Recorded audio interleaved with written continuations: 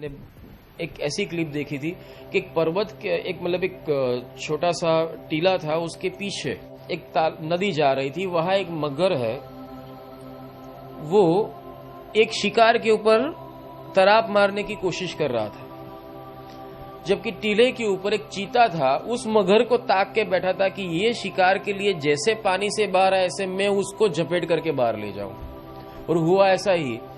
उस मगर ने, उस क्रोकोडाइल ने जैसे ही वहां बैठी हुई बतख के ऊपर तराप लगाने की कोशिश की, इस चीते ने उसको सीधा गले से पकड़ा और उसको गुलाटी मारकर सीधा किनारे पे ले गया।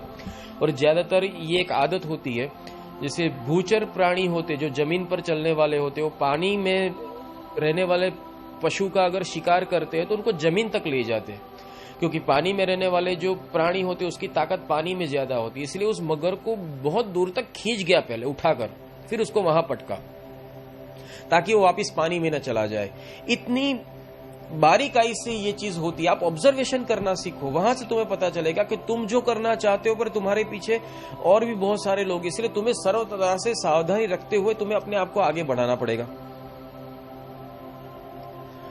तो जियोगे कैसे, जीतोगे कैसे, सीखोगे कैसे? गिर गिर कर ही तो सीखना पड़ेगा।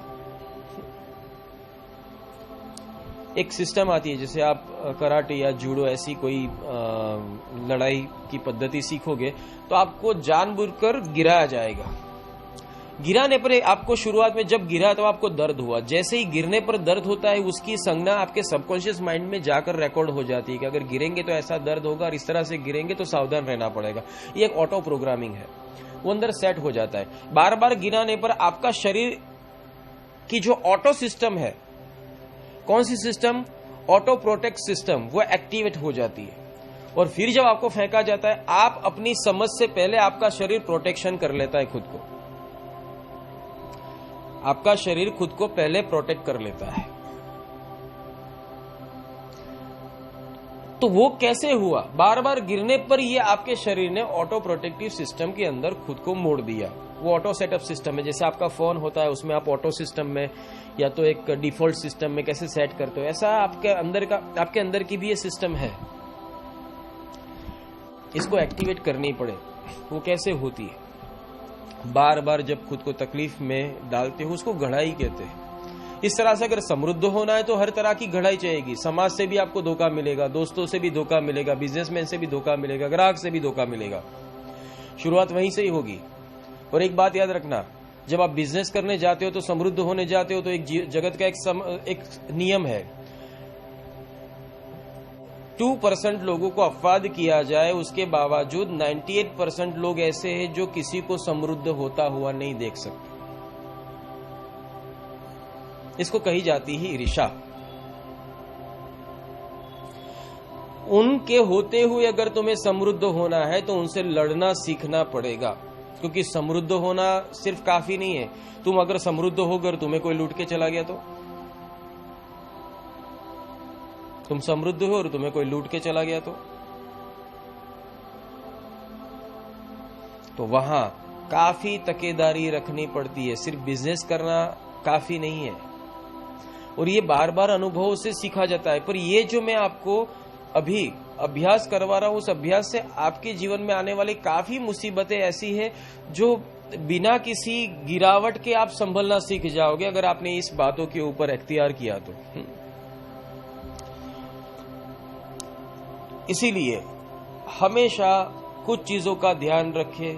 पहले, जब परिस्थिति समृद्ध होने की आए तब मौके का फायदा उठाकर जमाने का रुख देखकर खुद को कैसे आगे बढ़ाए वो जरूरी है। दूसरी बात है, जब गिरावट आए तो उस ऐसी अवस्था में खुद का विश्वास कैसे टकाकर धीरज के साथ अच्छे समय का इंतजार करें, ये समय भी निकालना पड़ता है। कभी कभी ऐसा है कि आपने बिजनेस तो शुरू किया पर माल बिका नहीं, ज्यादा समय चला गया, तुम गिरावट में आ जाओगे, डिप्रेशन में आ जाओगे, परेशान हो जाओगे। तो ऐसी अवस्था में खुद को कैसे स्टेबल करना है, कैसे बैलेंस करना है, ये भी सीखना पड़ता है। समृद्ध होने के लिए पहले नादारी भी देखनी पड़ती है। जिसने जो छोटे से बड़ा हुआ है वो शायद संभल जाएगा, जिसने जो बड़े से बड़ा हुआ है फिर जब छोटे होने की बारी आती है वो सहन नहीं कर पाता, अवस्था से ही अवस्था को सोचकर ही डरकर मरकर टूट जाता है। दूसरी चीज है, हमेशा जब भी बिजनेस करो या तो समृद्ध होने के लिए आगे जाओ या तो लक्ष्य के लिए आगे जाओ तो जोश के साथ, जोश होना बहुत जरूरी है, साथ में होश भी होना चाहिए।